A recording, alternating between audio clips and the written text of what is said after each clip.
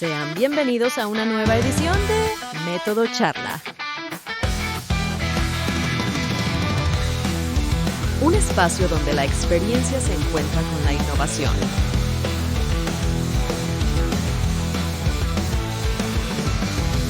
Jesús León y Herswin Pineda, dos profesionales con una trayectoria impresionante en el mundo de la tecnología, te invitan a dialogar sobre las tendencias que están definiendo nuestra era digital. Cada episodio es una oportunidad para aprender de invitados expertos y descubrir cómo la tecnología transforma nuestras vidas. Únete a la conversación y amplía tus horizontes con Método Charla. Hola, gente. Hola. ¿Cómo vamos? ¿Todo bien? Todo bien, todo bien. ¿Qué Yo tal parezco como unos lanzamientos? no, a mí no me han salido todavía. No Justo te voy a volver a abrir. Es que yo uso el Teams. O sea, no es el Plus, sino es el Teams. Teams. Entonces, pero no, aquí revisando, nadita. Entonces, nada que hacer. A mí me Siento parece que un poquito parezco como decepcionante. Lo he estado probando y hace demasiadas preguntas. Las respuestas no son concisas. Entonces, pero ahí tiene como personalidades. Póngale la personalidad que no preguntan. sí. Es Pero bueno, como nerd, algo así. está bastante extraño. Bueno, y de verdad que me hace bastante ilusión porque vamos a hablar de una persona que hace tiempo pues queríamos hablar y está bien chévere pues poder hablar de eso. ¿Tú qué piensas? No, yo creo que... No, sí. Bueno, no va a engañar a nadie. Esta entrada está pasando tiempo después de esa entrevista. Entonces vamos a hacer una transición mágica que nadie se va a dar cuenta, salvo que va a estar en otro lugar, con otra ropa, con otros lentes, con otro peinado, con otra barba. Pero sí fue una entrevista súper buena. Nicole siempre es genial cuando habla. Creo que es la mejor comunicadora que he podido conocer en mucho tiempo, después de Freddy Vega, que son mis dos ídolos de la comunicación. Pero estuvo súper bueno, a pesar de que estuve como intermitente, siempre estuve escuchando y me pareció genial. Entonces, procedamos con la introducción. Bueno, si hablamos de transformación, liderazgo con Nicole, pues si alguna vez te has preguntado de cómo las grandes líderes impactan tanto en los resultados como en la vida de otros, pues la clave está en combinar lo que es ciencia, práctica y autenticidad. Hoy nos acompaña Nicole Pérez, ella es CEO y founder de Bloom, una plataforma de- que transforma el liderazgo con un impacto real en Latinoamérica. Nicole tiene una maestría en psicología positiva aplicada en la Universidad de Pennsylvania y ha liderado una estrategia de talento en Polymath Venture. Ha beneficiado a más de 700 personas. También tuvo roles claves en Procter Gamble y fue reconocida como Harvard World Moon. En Bloom, pues Nicole ayuda a líderes a superar síndrome de impostor, todo lo que es mejora de comunicación, influenciar y liderar con impacto desde el primer día. Venía Nicole, hola, ¿cómo estás? Hola Jesús, muy emocionada de estar aquí y de tener esta conversación contigo. Qué bueno, qué bueno. Bueno, Nicole, arranquemos un poquito como todo, pues desde los inicios, desde tus motivaciones y cómo esa trayectoria pues ha sido parte de un testimonio que ha ido creciendo, pues creciste en Venezuela, tienes un contexto pues de que creciste en un contexto de bajos recursos o en tus primeras experiencias profesionales fueron allí en Procter Gamble y pues marcaron profundamente toda esa parte del crecimiento, pues. Supervisaste operaciones también en línea de producción de pañales y ¿cómo ves ese ambiente entre lo que fue tu crecimiento en Venezuela y ese propósito de vida en el camino para llegar a lo que hoy tenemos, pues? Sí, a ver, y me encantaría comenzar por contar mi historia desde Venezuela, desde mis primeros años en Ujú. Venezuela. Yo soy de Puerto Ordaz. Normalmente cuando voy a podcast y digo que soy de Puerto Ordaz, nadie sabe, pero sé que en este van a escuchar, no saben dónde queda Puerto Ordaz. Y Así es. yo estudié mi carrera, de hecho, en la Universidad Católica Andrés Bello en Puerto Ordaz. Y recuerdo que en esa época, cuando estaba estudiando ingeniería industrial, era una de esas épocas en Venezuela que estaba muy dura, donde la crisis estaba que se sentía durísimo en casa y en mi casa se empezó a sentir mucho. Mi familia siempre fue la típica clase media, pero cuando entra esta crisis, mis papás dejan de producir. Mi mamá tiene una tienda en un centro comercial que se llama Orinoquia y le deja de ir bien en la tienda. Mi papá es ingeniero civil y construye y deja de tener contratos porque pues muchos de estos contratos se los estaban dando a personas que tenían ciertas conexiones que no tenía y la verdad que no buscaba tener. Y cuando todo esto empieza a pasar, yo comienzo a sentirme un poco encerrada y sin posibilidades. De hecho, siempre cuento que comienzo a ir a un psicólogo porque mi mamá comienza a sospechar que tengo una depresión. No me están dando muchas ganas de hacer nada. Estoy de muy mal humor todo el tiempo. Comienzo a sentir desesperanza y escasez a donde sea que veo. Y cuando eso está pasando y me estoy tratando con este psicólogo, recuerdo que el psicólogo, una de las cosas que me dice es, tenemos que buscar la forma de que vuelvas a sentir significado. Yo no entendía mucho, yo estaba empezando la universidad, este tema de significado se me parecía raro. Y el psicólogo, una de las cosas que intenta hacer conmigo es, vamos a explorar qué iniciativa hay allá afuera que te genere cierto tipo de interés. Y con eso trabajamos, solo necesitamos interés. Y yo comienzo a explorar qué iniciativas hay allá afuera. Y una de esas iniciativas que encuentro se llama Modelo de Naciones Unidas o Competencia de Modelo de Naciones Unidas, que en Venezuela es bien común, organizado por la Universidad de Harvard en un lugar distinto del mundo cada año. Se llama World Moon, como las siglas. Y yo escucho de World Moon y digo, ok, esto es algo que me interesa porque siempre me ha llamado la atención todo el tema de relaciones internacionales, siempre me ha gustado hablar en público y me gusta esto de que es una comunidad que empieza a practicar estas habilidades que yo hasta el momento ni sabía muy bien cuáles habilidades ellos practicaban, pero comienza a crear un interés en mí. Entonces esta niña deprimida en la UCAP Guayana comienza a ir a estas sesiones de Modelo de Naciones Unidas para prepararse para la competencia de Harvard, que en ese año era en Australia, en Melbourne, Australia. Piensa que en ese momento, si ya yo tenía una situación un poco difícil en mi casa con respecto al tema financiero, no te puedo decir que era una situación que es que estaba terrible, no, pero yo sí sentía la presión de mis papás de, hey, mucho cuidado con qué gastamos el dinero. Entonces yo empiezo a pensar, bueno, pero ¿cómo voy a ir hasta esta competencia si hasta eso es como un área límite hoy en día? Y entonces, como todas las personas que estaban en Modelo de Naciones Unidas tenían este mismo dolor, al menos en Puerto Ordaz, decimos, no solamente tenemos que comenzar a practicar para esta competencia, sino que tenemos que crear una máquina que genere dinero y nos permita ir a la competencia. Entonces, en ese momento estábamos Mm. aprendiendo, para prepararnos a la competencia, estamos aprendiendo habilidades como liderazgo, comunicación, negociación, resolución de problemas, trabajo en equipo, porque esta competencia de Harvard, para tú ganar el premio de Modelo de Naciones Unidas, estas son las habilidades que el comité evalúa en ti. Tú tienes que ser capaz de liderar todo un comité de más de 100 personas de las mejores universidades del mundo para que sigan tu propuesta para resolver un tema de talla mundial. Y para hacer eso, tienes que trabajar estas habilidades. Y nosotros dijimos, ok, no solamente vamos a practicar estas habilidades, sino que vamos a tener que aterrizarlas en algo real porque hay que levantar plata para ir a la competencia.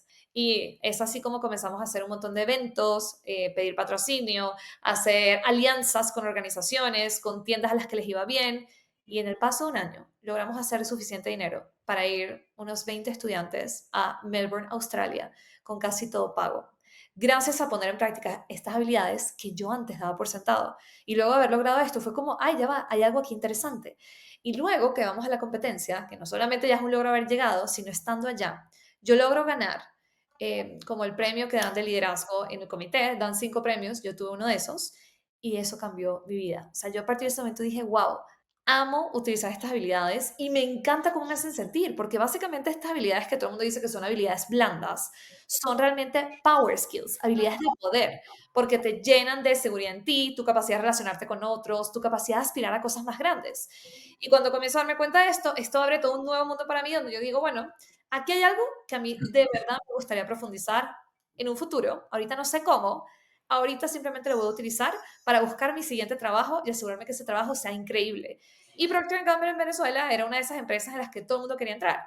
Y yo decía, bueno, no soy la más inteligente de la sala, pero tengo estas habilidades muy fuertes y voy a hacer todo lo que tenga que hacer para entrar. Y pues logré. Claro. Y ahí comienza ese siguiente camino que hablas, donde yo comienzo a darme cuenta que hay mucho que hacer en ayudar a otras personas a que desarrollen estas habilidades porque son capaces de desbloquear niveles de abundancia que realmente en este momento yo no veía que podía acceder a esos niveles de abundancia en ese momento. Entonces, de ahí viene un poco la historia. No, finísimo, finísimo. Y ese, ok, porque también llegaste, me acabas de comentar de Procter Gamble, ¿no? Que es una gran empresa a nivel mundial y pues obviamente aquí en Venezuela también es muy significativo trabajar en Procter Gamble. Pero luego diste un paso a Polima y no solo eso, pues fue un salto también de ir, de cambio de país, de una oportunidad que, pues, podría ser de alto riesgo, porque estamos hablando de un cambio que no sabes a qué te enfrentas, pero ¿y qué visión salió de ese salto? ¿Cómo alineabas tú ese tema personal? Todo lo que diferenció toda esta parte positiva. ¿Cómo ves esa transición que hubo de P&G a lo que fue Polymer Adventure? Sí, sí. Primero, como el que despertó en mí también estas ganas de cambiar. De Procter, que era una empresa que yo mucho tiempo soñé estar en esa empresa y la verdad me lo gocé, aprendí un montón. Pero una de las cosas que me pasó en Procter es que, como bien decías, mi rol era líder de una de las líneas de producción de Pampers y en esa línea de producción teníamos 30 operadores que me reportaban. Y estos 30 operadores, que les agarré un cariño enorme, me daba cuenta que por la situación país, mientras yo les estaba exigiendo resultados, estas personas estaban tratando de buscar suficiente comida porque había una escasez impresionante en el país en ese momento, eso fue el 2017. Y yo preocupándome porque ellos aseguraran que los resultados de la línea de producción eran los correctos, mientras ellos tenían preocupaciones aún más importantes como cómo llevo comida a mi casa, cómo tengo una persona enferma en mi casa, cómo logro darle el tipo de medicina que necesita porque no hay suficientes medicinas, la seguridad, me atracaron ayer, tuve esta situación. Entonces, mientras todo esto está pasando, yo empiezo a darme cuenta, ¿qué estoy haciendo yo acá? ¿Qué estoy haciendo yo exigiendo por resultados en la línea de producción cuando estas personas necesitan tanto? ¿Cómo me gustaría a mí ayudar a estas personas a que logren esa abundancia en la que yo ahora pienso que es posible, que logren mejores condiciones? Y sé que las limitaciones que me da el país hoy no me va a permitir darles eso a ellos hoy. Entonces ahí empieza como esta frustración que comienza a decirme, mira, no es suficiente que estés en Procter porque algo en ti se siente de estatus, porque lograste entrar acá. Hay algo mucho más y tú tienes que ayudar a las personas de otra manera. Y en esa búsqueda yo empecé a decir, bueno, tengo que buscar organizaciones que de alguna manera yo siento que construyen. Y como un reto mío o una lucha mía era esa sensación de me tengo que ir de Venezuela para hacer eso, lo puedo hacer acá. Y al principio yo te diría que fue mucho de entender cómo lo hacía ahí, pero amigos que estaban tratando de hacer eso ahí, me decían, Nicole, aquí no creo que sea acá, tenemos muchas limitaciones acá. Y ahí es cuando empieza esta idea, ok, ¿cómo lo busco afuera? Y buscando eso afuera y hablando con personas afuera. Yo digo, yo siempre digo lo de hablando con personas afuera, pero realmente eso no tuvo nada que ver. Yo creo que hay cosas que uno no Ujú. puede controlar y estaban así, era el destino, y creo que esto me pasó un poco, porque yo revisando opciones que habían allá afuera, pues consigo la opción de Polymath Ventures. Y la opción de Polymath Ventures es que ellos en ese momento eran un venture studio que construye compañías que puedan resolver dolores latentes de la clase media y baja de Latinoamérica. Y yo dije, perfecto, dicen Latinoamérica, esta gente seguramente tiene una visión futuro Venezuela, Colombia, México y muchos países que me interesa apoyar.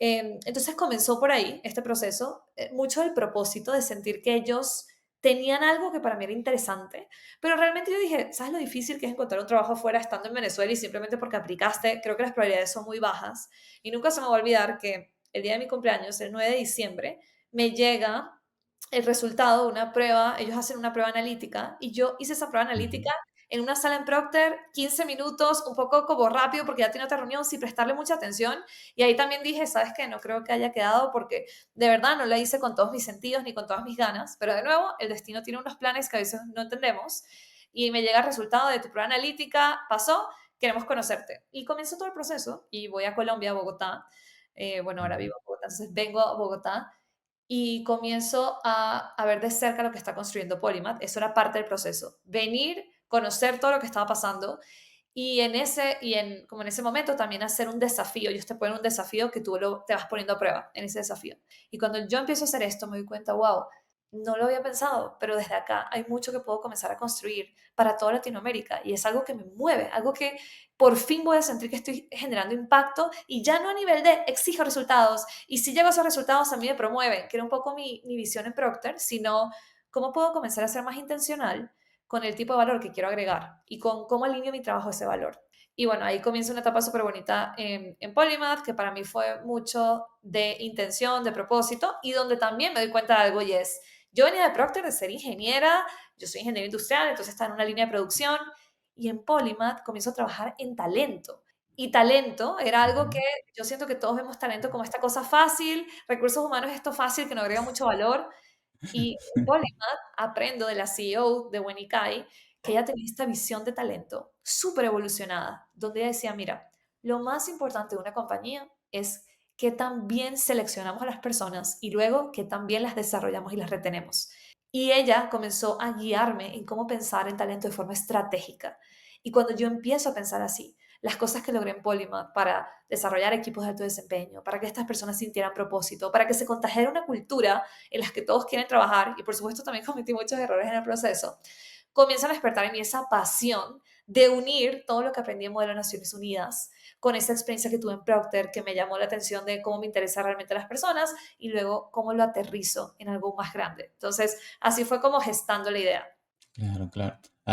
Mucho de lo que tú dices resuena mucho conmigo, porque yo también tuve ciertos momentos en los que tuve que ir transicionando entre algunas empresas Ok, y me pasó eso, siempre tuve ese algo más que yo quería hacer y no me dejaban, entonces yo decía, bueno, pues si no es aquí, bueno, va a tener que ser en otra parte porque las oportunidades de crecer pues las crea uno mismo, ¿no? Y hablamos de ese tema en Polymath y todo lo que has compartido entre anécdotas como, a ver, hablamos, perdón, eh, tu equipo te dio un feedback una vez de P&G o Polymath y eso incluso experimentaste todo lo que es tema de renuncia de tu equipo. ¿Cómo sentiste momentos claves así, de momentos choques o aprendizajes fundamentales? Porque me dijiste también que trabajaste en este tema de recursos humanos y como lo comentaste, no es tan fácil, pero ¿qué te dio esa autoridad, ese liderazgo? Y ya luego lo compaginamos todo con la parte de Bloom. sí, claro. Entonces, como te decía, también cometí muchos errores en Polymath. Ujú. Yo siento que Procter tiene algo y es que Procter te sube mucho la autoestima, te hace sentir que, bueno, que tú eres súper joven y eres la última Coca-Cola del desierto porque ellos te seleccionaron y te dieron mucho poder. Y yo llegué a Polymath con ese entitlement, que es esta sensación de yo vine a comerme el mundo. Y en Polymath me doy cuenta que la verdad me falta mucho para comerme el mundo. Polymath tiene otra filosofía, una filosofía más orientada a te diría un poco identificar las áreas de mejora. Era una cultura muy enfocada en identificar áreas de mejora y eso hace que desde el inicio haya este choque, donde yo me doy cuenta, soy la persona menos inteligente de esta sala y todo el tiempo me dan feedback de áreas de mejora y yo no estaba acostumbrada. Entonces comienzo a darme cuenta que tengo mucho que mejorar. Al inicio yo la sufría y lo quería evitar y lo rechazaba y con el tiempo me doy cuenta, ya va.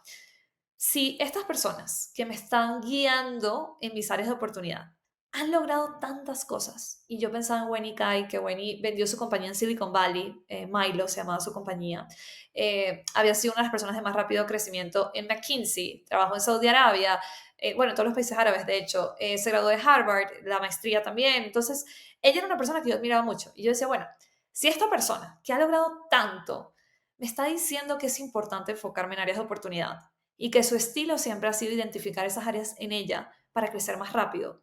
Aquí hay algo que yo tengo que empezar a aprender. Entonces, lo primero de mi experiencia en Polymath doloroso fue darme cuenta lo importante que es desarrollar tu mentalidad de crecimiento. Y la mentalidad de crecimiento no es más que estar como con unos binoculares buscando qué es algo que yo puedo seguir mejorando en mí, en esto que estoy trabajando, y hacerlo con mucho amor y con mucha intención. No para darte palo, no con ese palo de tengo que mejorar o me van a votar o tengo que mejorar porque hay algo mal en mí. No, sino desde el amor de decir, ok, tengo que mejorar porque si yo mejoro y lo hago con curiosidad, yo voy a ser capaz de encontrar nuevas formas de hacer mi trabajo o de agregar más valor. Entonces es como esta diversión de encontrar áreas de mejora, pero como una exploradora, que no pasa nada si a la primera no te sigue saliendo mejor. No pasa nada. Entonces eso es parte de la mentalidad de crecimiento que yo fui aprendiendo en Polymath. Pero mientras estaba tratando de aprender esto, yo tenía un equipo. Y con este equipo, cuando no estábamos logrando los resultados, y como yo todavía no tenía bien desarrollada mi mentalidad de crecimiento, yo pensaba que era solo acerca de apuntar a lo que está mal, pero no sabía que era de fomentar estos ambientes donde la curiosidad era parte, donde los experimentos y las iteraciones y la colaboración son parte, sino que era más hacia acá, hacia qué está mal. Yo comencé a quemar ese equipo, porque estaba constantemente diciéndoles que estaba mal, que tenía que mejorar, porque lo tenía que mejorar, y ni siquiera estaba pensando en cómo los hago sentir seguros durante ese proceso de mejorarlo. Esa es como una de las cosas que me pasó. La otra cosa que me pasó es, esa idea mía de mentalidad de crecimiento es ayudar a otras personas a identificar sus áreas de mejora todo el tiempo. También era yo imitando el estilo de alguien que antes tenía mi rol, que, ojo, también es una persona que yo admiro mucho, se llama Luis. Luis ya tenía ese rol, Luis es un líder que exige mucho, pero él tiene su propio estilo donde exigir de esa manera le va bien. O sea, las personas escuchan a Luis exigiendo y dicen, igual yo quiero complacer a Luis, pero a mí no me funcionaba así. Entonces yo por alguna razón trataba de imitar ese estilo de Luis, por alguna razón no, para tratar de que me vaya bien, imitaba ese estilo de Luis, pero generaba un rechazo en el equipo, una sensación de Nicole no nos apoya. Y eventualmente, te puedo decir que yo tenía unas 7 personas a cargo, se me fueron 6. 6 personas, la mayoría me renunció, otras las tuve que dejar ir yo, pero para mí eso fue un despertar en qué estoy haciendo en este momento y cómo puedo utilizar mentalidad de crecimiento para identificar lo que no me funciona y que quiero explorar. Y ahí es donde me doy cuenta de esas dos cosas. Uno, el estilo de Luis es el estilo de Luis. Yo no tengo por qué imitarlo. Segundo, mentalidad de crecimiento no es exigir que la persona mejore en algo, es ayudar a la persona a crear un ambiente donde puede tener la libertad y la curiosidad de explorar cosas para poder mejorarlas.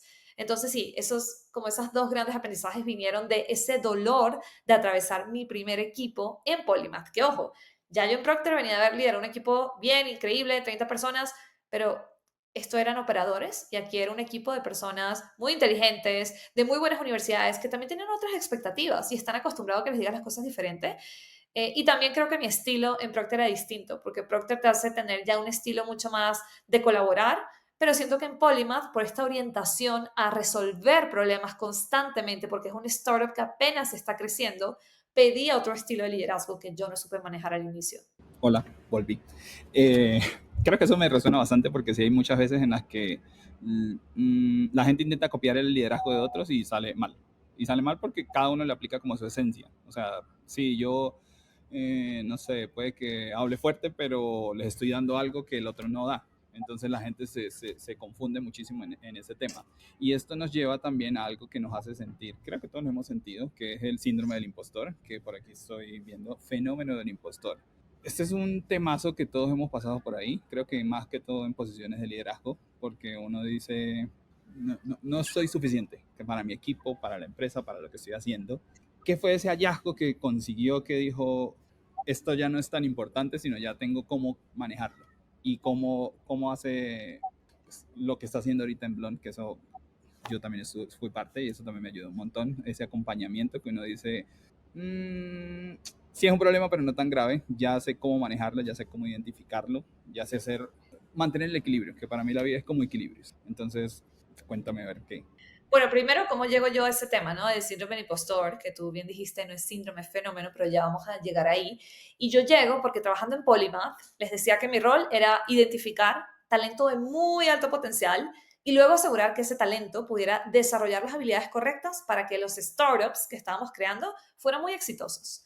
Y ahí yo empiezo a darme cuenta que el pedigree, es decir, la universidad de la que venimos, no tiene nada que ver con quienes lo logran y quienes no. Hay algo más, pero no sé identificar cuál es ese algo más. Y lo necesito identificar porque mi rol depende de eso. Y ahí comienzo yo a cuestionarme ¿qué hay detrás? ¿Qué hay detrás de las personas que lo logran de las que no? Y cuando estoy haciendo esta investigación, estoy hablando con todos los fundadores de Polymath todo el tiempo. Y en esa conversación comienzo a darme cuenta que hay algo que tienen todos en común.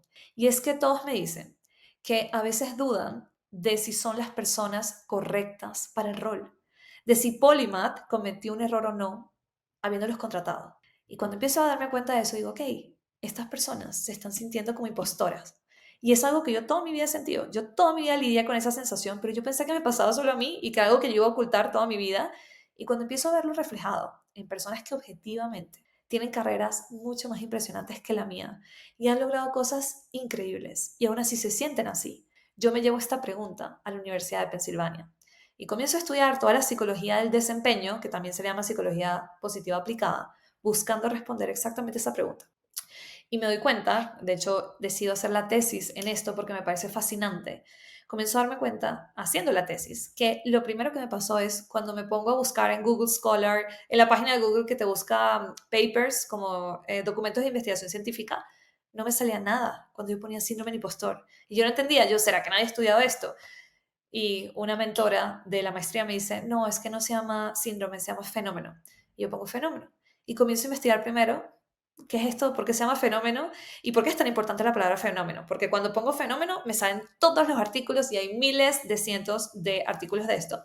Y lo primero es que cada vez que utilizamos la palabra síndrome, eso tiene una connotación de una enfermedad. Es como hay algo ahí muy doloroso y muy difícil de tocar. Pero fenómeno tiene una connotación de fenómenos naturales, es algo muy natural, nos pasa a todos. Y eso es lo primero que yo encuentro, que desde el inicio se catalogó el fenómeno del impostor, porque es algo que le pasa al 70% de la población mundial. De hecho, es más común que en algún momento de tu vida te hayas sentido como un impostor que tomes café. Wow, o sea, tú piensas en quiénes toman Todo café el y la mundo. mayoría de las personas toman, ¿ustedes toman Bueno, café? yo soy team no café, Sí, yo sí. pero todo el mundo toma café. Ok. Claro, y entonces cuando te das cuenta que aún más personas se han sentido como impostora, eso es lo primero, decir, ya va, esto es completamente normal, casi que es parte de vivir. Así como yo a veces tengo sentimientos tristes, sentimientos de, no sé, de ansiedad, pues lo mismo pasa con el fenómeno impostor. Es completamente normal. Ahora, eso es lo primero. Y luego lo que empecé a investigar es, ok, si el 70% lo siente, ¿es acaso esto malo? ¿O no es malo? Y deberíamos sentirlo. Y como todo, comienzo a darme cuenta que, mira, el fenómeno impostor es algo bueno, porque simplemente te está anunciando que tú te estás exponiendo a cosas que están un poco fuera de tu zona de confort. Cada vez que yo decido lanzarme a hacer algo para lo que aún no me siento capaz, estoy siendo valiente y estoy expandiendo ese círculo de control en mí. Entonces, eso es lo primero, es un buen aviso. ¿Qué pasa? Que las personas que nunca se han sentido como impostoras probablemente nunca han tratado de salir de ese círculo de control. Entonces, lo primero es una buena noticia y es lo primero que me doy cuenta. Lo segundo, o el segundo mito que comienzo a estudiar, esto le pasa más a mujeres que a hombres, porque sabemos que, bueno, ustedes son hombres, pero las mujeres por mucho tiempo nos han dicho el síndrome del impostor es más duro en las mujeres y es como esta cruz que las mujeres cargamos entre tantas cosas. Y la investigación Yo sugiere creería que que no de también. O sea, hecho, lo que pasa es que uno no cuenta porque qué pena, qué va a decir mi compañero. O sea, se van a dar cuenta. claro, Sí. tal cual. Entonces, la investigación se da cuenta, pasa en igual medida, solo que al hombre le da pena hablarlo, a la mujer es mucho más vocal. Y también a veces pasa que hay diferencias en qué lo origina. Entonces, por ejemplo, te voy a decir algo que la investigación sugiere en cuanto al hombre. La investigación dice que al hombre le pasa sobre todo con otra figura de autoridad, con figuras masculinas, cuando esa figura lo hace sentir que no lo está haciendo tan bien. Para el hombre en esos casos, el fenómeno del impostor llega a niveles mucho más altos que para las mujeres. Para las mujeres llegan otros casos, llegan aplicaciones al trabajo, llegan en otros ámbitos. Entonces aquí lo importante es, pasa en igual medida. Lo que lo genera a veces puede ser diferente y el hombre lo vocaliza menos, pero pasa en igual medida.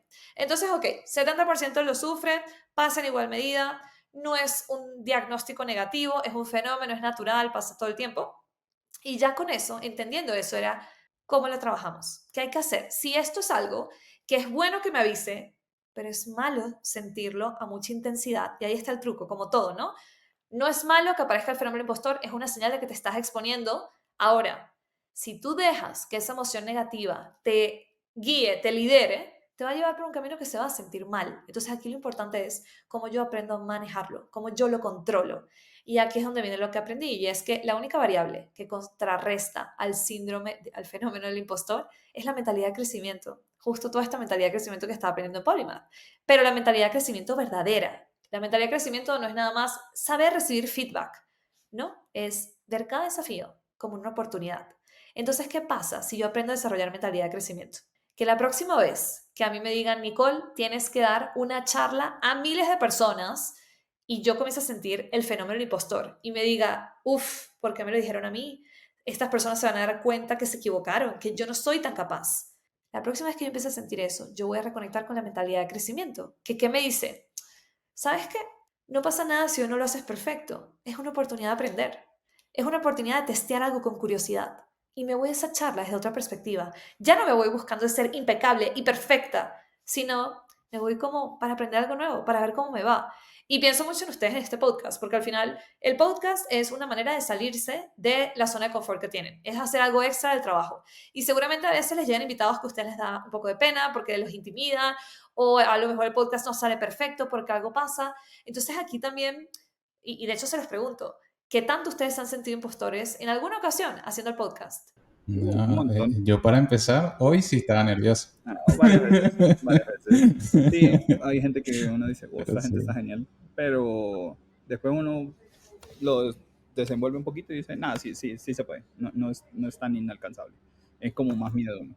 Claro, claro, claro. Y Entonces es aparte decir, uno lo va equiparando con algunas experiencias que vive, cuando la gente se abre y empieza a indagar un poquito sobre las experiencias y piensa pues uno que ha vivido parte de ese proceso también y pues uno con eso también se va dando cuenta y va creciendo y se le van quitando a uno los miedos. claro, no, tal cual. Entonces es que ustedes sientan eso. Antes de arrancar un podcast es normal, es una buena señal. Es, wow, qué privilegio sentirme así, porque quiere decir que me estoy exponiendo a algo nuevo. Ahora, es importante no dejar que se los lleve de las ramas y lleguen a esta entrevista con miedo. Entonces ahí es donde entra, mira, ¿qué es lo peor que puede pasar? Que no salga tan bien, que no salga perfecta, no pasa nada, aprenderemos algo y la siguiente saldrá mejor.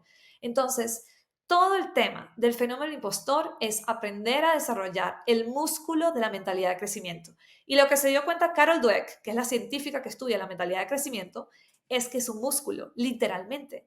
Mientras yo más practique cambiar de perspectiva y estar en modo que puedo aprender versus cómo me puedo mostrar perfecta, mejor me va a empezar a ir, porque más mentalidad de crecimiento voy a tener para esos momentos donde la necesito. O sea que eso Claro. va unido Nicole, a y esta parte hablando, de donde se le resalta a uno y se le amplifica el síndrome del impostor. Cuando los equipos, como cuando usted está líder, y los equipos no alcanzan las metas, los resultados, lo que uno espera, o el cliente se pone insoportable, que uno dice, ay, ¿por qué? O sea, ¿qué estoy haciendo mal? ¿Cuál será este nuevo reto? Y hay por ahí una clave que es pausar y entender el sistema.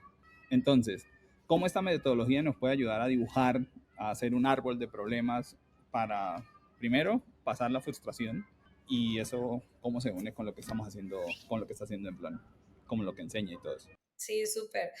Entonces, a ver, primero hablemos del error más común cuando no nos está yendo bien. Y no nos está yendo bien puede ser lo que decías, Gerswin, de un cliente o alguien que te está exigiendo algo y te está exigiendo que pase rápido y no está pasando. Puede ser en ventas, puede ser que alguien te diga, necesito que vendas tanto y tú estás haciendo todo por vender, pero no se están dando las ventas. Puede ser algo en tu casa que no está funcionando. ¿Y qué tiende a pasar cuando algo no está funcionando? Que nos genera tanta ansiedad que alborota todos estos saboteadores y lo único que hacemos es o nos paralizamos o salimos corriendo. ¿Y salir corriendo qué quiere decir? Voy corriendo a ejecutar algo en este contexto. Entonces, salgo corriendo con toda esta energía, simplemente tengo que hacer algo porque eso me va a calmar la ansiedad. Y no nos damos cuenta que todo lo contrario. Si yo antes de pensar salgo a ejecutar solo por hacer algo. Entonces voy en piloto automático y, por ejemplo, si es con este cliente y ya yo tengo una idea de que mi equipo puede hacer esto mejor, me lanzo y digo a mi equipo, cambien esto, tienen que hacer esto diferente, o yo empiezo a hacer algo diferente. Y no me va a mover a la dirección correcta. Porque en esos momentos, cuando algo no está saliendo bien, yo primero tengo que entender qué se debe mejorar. Y para yo entender qué se debe mejorar, la pregunta más importante que debo hacerme es, ¿cuál es la palanca más importante a mover en el sistema para yo cambiar el resultado que estoy teniendo? Y aquí entra toda esa metodología de dibujar el issue tree, el árbol de problemas. Es una metodología que desarrolló McKinsey, esta consultora de muy alto nivel, y utilizamos, por cierto, en los programas de liderazgo de Bloom. Y lo que dice esta metodología es que como yo tengo que tener una perspectiva de investigador para resolver problemas realmente complejos, ese investigador primero tiene que dibujar cuáles son todas las variables que me están afectando esto. Entonces, haciéndote el ejemplo de ventas, si yo lo que necesito en Bloom hoy en día es, quiero aumentar el porcentaje de conversión de mis ventas, entonces yo podría dibujar cuáles son todas las variables que se ven afectadas por esto. Y ahí identifico, mira, los entrevistadores o los vendedores de Bloom, los mensajes que reciben las personas antes de conectarse a la llamada, la información que tiene Bloom en distintas páginas para saber de nosotros antes de la llamada también, la experiencia durante la llamada más allá del entrevistador, que llegue a tiempo, que la persona pueda conectarse. Hay tantas variables que yo primero tengo que identificarlas todas en este árbol de problemas y a partir de ahí priorizar. Si todas estas variables hacen parte de este problema que yo tengo, ¿dónde yo creo que va a estar ese 20% que genera el 80% de los resultados? Que es mucho de Pareto y de hecho esas metodologías se unen. Y a partir de ahí puedo identificar, ok, voy a empezar por esto, voy a tener una primera hipótesis y me voy a ir a mover esta variable. Y fíjate qué diferente es salir a ejecutar ciegos, a decir, vamos a hacer una pausa, como equipo nos vamos a reunir, vamos a mapear todo el sistema. Teniendo todas las variables, vamos a priorizar con Pareto, vamos a identificar ese 20% que me genera el 80% de los resultados y vamos a crear un experimento distinto. Y ahorita que hablamos de mentalidad de crecimiento, algo que me gustaría agregar es, van juntos, chicos, porque la mentalidad de crecimiento dice que yo estoy en constante búsqueda de cuál es el verdadero problema a resolver, qué es lo que realmente tengo que mejorar y por qué. Y esta metodología me ayuda a llegar a ese nivel de profundidad. Y de hecho yo te diría que la mayoría de los equipos se equivocan porque se van a lo superficial, porque no llegan a ese nivel de profundidad, porque no vemos el tiempo para hacerlo, porque lo vemos como algo que lo haga otra persona. Nuestro rol como líderes es ayudar al equipo a llegar a ese nivel de granularidad y que ellos aprendan a hacerlo después por sí mismos. Pero solo van a aprender a hacerlo si nosotros los guiamos constantemente en ese proceso. Sí, yo creo que eso es clave. Sí. Y justo ahorita que estoy como en una crisis. Claro. Y a ver, veamos cuál es el problema, porque no, pues sí, pues es que todo ahí, todo light, todo como, ajá, pero ¿cuál es el problema? Pues sentémonos, veamos, armemos, hagamos todo para poder saber qué. Porque si no, vamos a seguir ahí dando vueltas y no estamos resolviendo el verdadero problema, sino pañitos de agua. Sí. Nicole, hablemos ahora ya un poquito acerca de la parte de Bloom. Sabemos que el método Bloom no es solo una metodología, sino es un sistema ya de transformación continua, basada en ciencia, basada en experiencia, basada en comunidad, que pues eso nos une a todos, pero cómo se entrelaza ya todos esos pilares de la metodología y en lo que se va a ofrecer hoy en día en estos cursos, que no son cursos, que ya son programas que van más allá de lo tradicional. Cuéntanos un poquito acerca de Bloom y ampliemos lo más que podamos acá en esta parte. Claro, claro. Entonces, Bloom es la plataforma para desarrollar liderazgo de alto potencial. Entonces, lo primero que quiero decir ahí es, hoy en día no es una plataforma donde cualquiera paga y entra, que eso me podría obviamente hacer mucho más dinero, pero no va por ahí mi objetivo, sino que nosotros Claro. hacemos todo un proceso de selección para identificar quiénes son personas brillantes que están allá afuera, que si reciben estas herramientas podrían ser un catalizador para toda la región, para toda la TAM. Estamos comenzando ahí. Por ejemplo, tanto Gerswin como Jesús son personas que hemos seleccionado, ¿no? En Bloom, justo por eso. Y ese proceso de selección, revisamos el LinkedIn de la persona, donde vemos años de crecimiento, tipo de organizaciones en las que ha estado, conexiones que tiene con otros Bloomers. Y luego nos movemos a esa entrevista, ¿no? Y en esa entrevista profundizamos mucho más qué esta persona está resolviendo y si los podemos ayudar o no. Entonces te diría, la primera variable del sistema de Bloom es seleccionar a las personas correctas. Nosotros no podemos ayudar a todo el mundo. Pocas personas son capaces de utilizar el conocimiento de Bloom para realmente potenciarse. Y cuando digo pocas, es obviamente pensando en millones, ¿no? Al día de hoy somos 1000 Bloomers. Imagínate que hemos tenido 10.000 aplicaciones, solo seleccionamos el 10%. Entonces, lo primero del componente mágico o del sistema de Bloom es traer a las personas correctas. Lo segundo, la mayoría de los programas allá afuera fracasan para generar transformaciones de desempeño. Cuando te digo la mayoría, es el 95%. Yo admiro mucho estas EdTech que tienen mocks, como estos programas que tú haces asíncrono y que te dan un montón de contenido. Admiro mucho y creo que funcionan para ciertas cosas, pero no funcionan para generar una transformación de tu desempeño, punto. ¿Y por qué? Porque la forma en la que aprende el ser humano, y esto está donde busquen teoría de aprendizaje adulto, van a encontrar esto, solo el 10% es por teoría. Es decir, que si yo me conecto a ver un video asíncrono, solo voy a aprender el 10%. O sea, a mí solo me va a quedar el 10%. El 10% de todo lo que yo aprendo es por teoría. El 20% es por relaciones. Eso quiere decir que cuando yo hablo con otras personas, cuando conecto, cuando tengo un mentor, cuando tengo una conversación interesante entre Jesús y Gerswin, voy a tener un 20% de ese aprendizaje. Y el 70% restante son experiencias. Entonces, aquí es donde entra toda la metodología de Bloom. En Bloom, ¿qué buscamos? Darte esas relaciones, seleccionando personas y construyendo grupos con los que tú aplicas el contenido, que ustedes ya lo vivieron, estos grupos core, y la verdad, en cada evento que tenemos buscamos que, porque tenemos eventos online y presenciales, pero buscamos que tú puedas conectar con otro grupo y hacer ciertas cosas. Eh, y lo segundo a nivel de experiencias es, te damos herramientas para que tú puedas aplicar eso en algo que te está pasando en el trabajo. Y luego que vengas y nos digas qué te funciona y qué no, y que podamos ir ajustando. Entonces es un tema de, tengo la herramienta, la voy a aplicar y recibo feedback. Todo esto está basado en la teoría de aprendizaje adulto. Entonces, al final, ¿qué hace Bloom? Bloom es un sistema vivo donde tenemos nuestras sesiones en vivo, que son como workshops en vivo, donde viene un mentor que ya tiene la experiencia, y eso es otra cosa que le da esta relevancia a la parte del 70%. Ya esa persona ha pasado por ahí, ya esa persona lo ha vivido, lo ha sufrido, y te va a contar desde su experiencia qué funciona, qué no funciona, y luego tú vas a tener sesiones en grupo. Y en esas sesiones en grupo, ahora vas tú a aplicar tu experiencia. Vas tú a llevar la herramienta en acción, vas tú a tener preguntas, vas tú a interactuar y conectar con relaciones. Y aparte de esto, aparte de estas sesiones en vivo, aparte de esta práctica grupal, algo muy diferencial de Bloom es que nosotros estamos siendo puente de herramientas de muy alto nivel que hoy en día no han llegado a Latinoamérica. Un ejemplo de esas herramientas, fortalezas de carácter, que viene de la Universidad de Pensilvania. Nada de eso se está hablando en la TAM antes de que llegáramos nosotros. Saboteadores, la metodología de Stanford. Poco de eso también se estaba hablando antes de que llegáramos nosotros. Habilidades en coaching. Y cuando hablo de coaching, ejemplo de un modelo.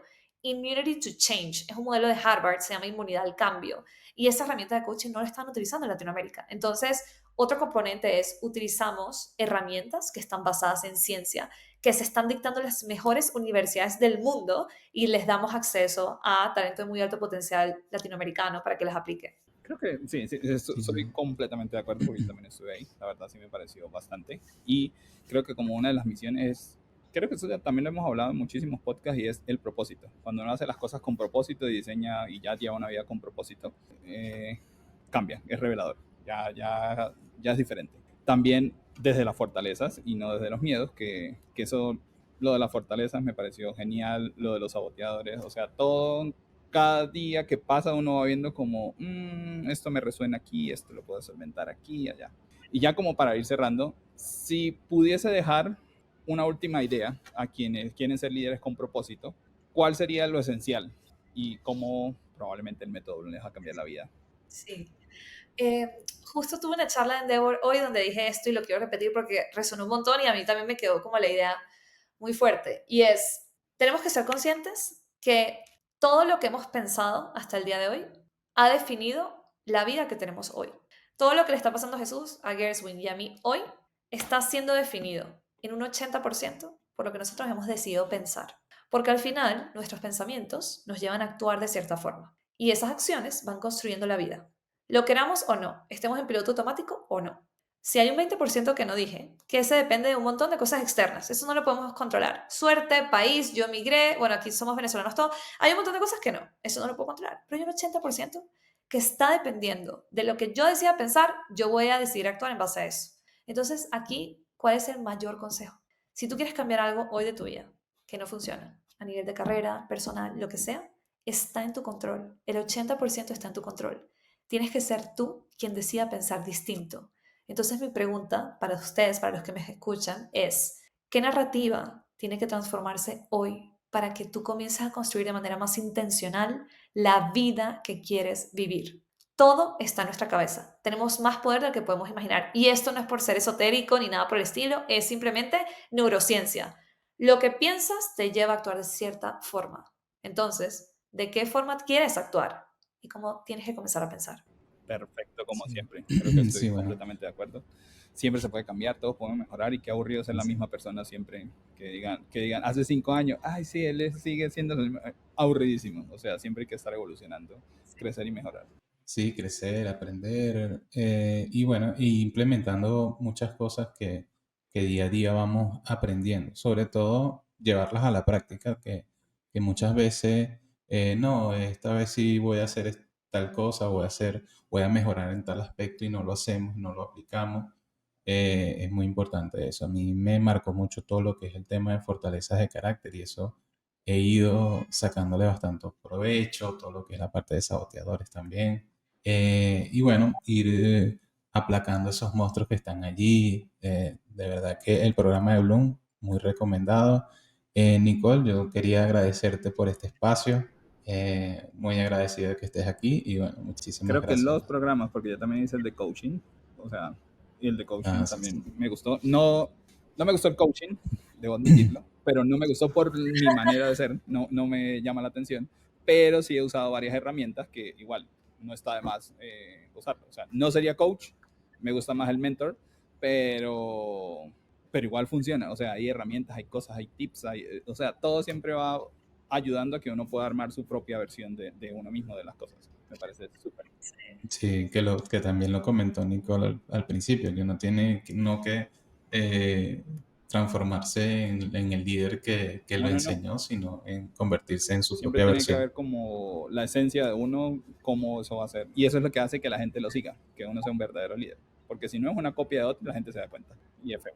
100%. Listo, Así Nicole, es. muchísimas gracias. No, Bueno, gente, emocionada, lo máximo este espacio con ustedes, saben que cuentan conmigo, son unos bloomers que aprecio muchísimo y también muy orgullosa de ustedes por este gran podcast que tienen. Yo soy episodio 43, creo. Si no soy el 43, por favor, viene ese número, pero impresionante todo lo que están haciendo, me llena orgullo. Justo ustedes para mí son un ejemplo de ese trabajo que queremos hacer en Bloom y de a quienes queremos ayudar en Bloom. Entonces, nada, un abrazo. Listo.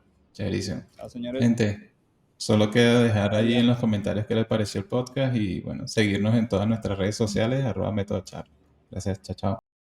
Bueno, eso es todo por hoy. Esperamos que hayan disfrutado de este episodio de nuestro podcast Método Charla. No olviden suscribirse a nuestro canal para recibir notificaciones sobre nuevos episodios. Y recuerden, si tienen algún comentario o sugerencia, no duden en dejarnos un mensaje en los comentarios o en cualquiera de nuestras redes sociales @métodocharla. Muchas gracias y hasta la próxima.